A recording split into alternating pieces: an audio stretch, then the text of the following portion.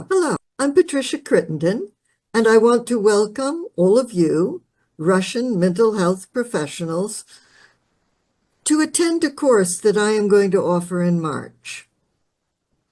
Let me tell you a bit who I am. I am a student of Mary Ainsworth and John Boulbi, but more particularly Mary Ainsworth, the father and mother of attachment theory. I did my work with Mary Ainsworth in the 1970s and 80s after I had worked with maltreated children for about 10 years.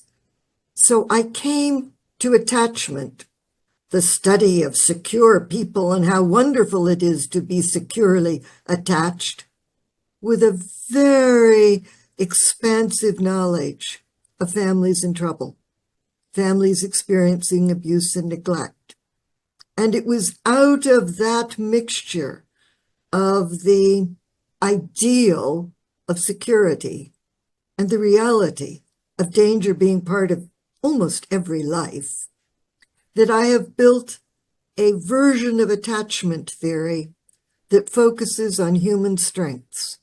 It focuses on our ability to adapt to undesirable, dangerous situations, rather than glorifying the wonder of security and safety throughout the lifespan.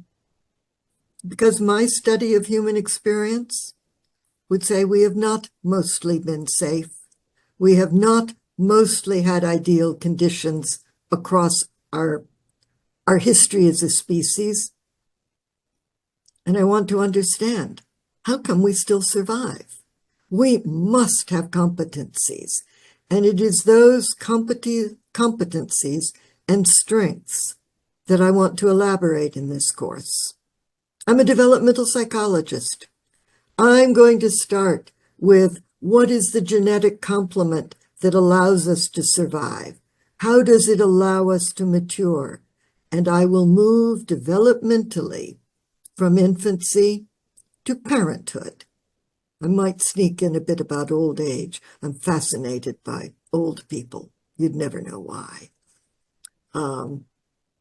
So in 6 days, we will go from the foundation of a version of attachment theory that looks at strength and adaptability and asks, what are the conditions, developmentally and culturally, that allow us to survive all the dangers that have ever happened on this planet?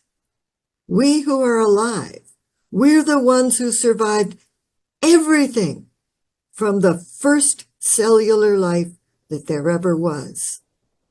There is another version of attachment theory. It has disorganization as its major non-secure component. I don't believe in it. People who are disorganized in front of danger die. They don't reproduce. Their children don't survive. We live.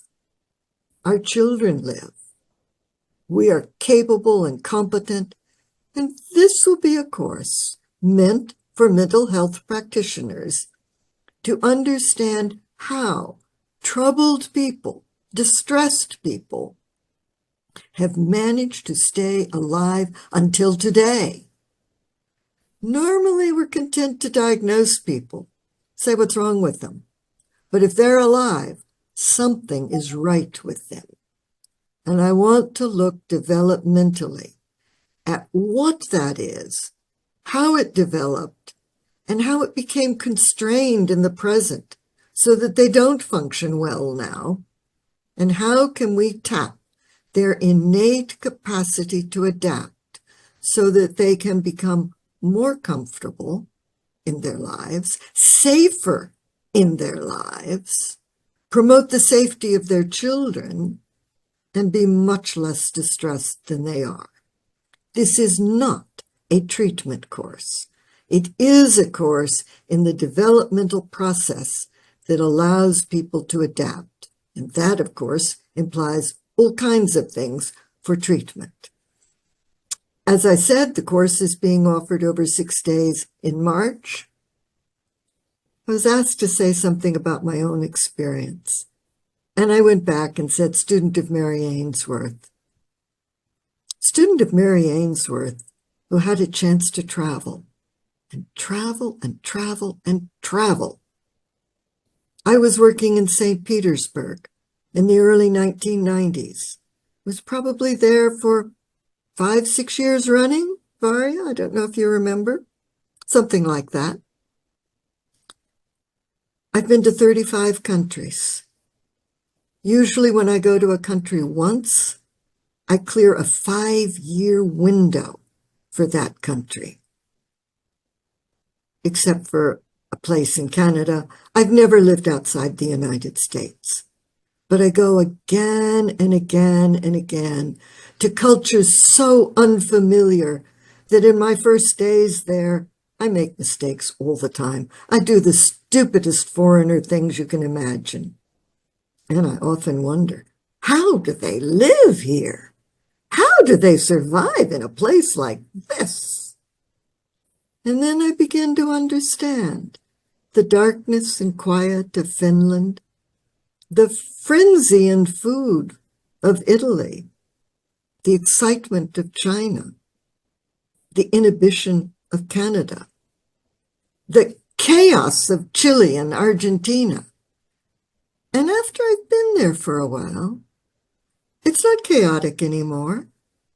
It's not lonely and sad. The Italian food and the Chinese food are always good.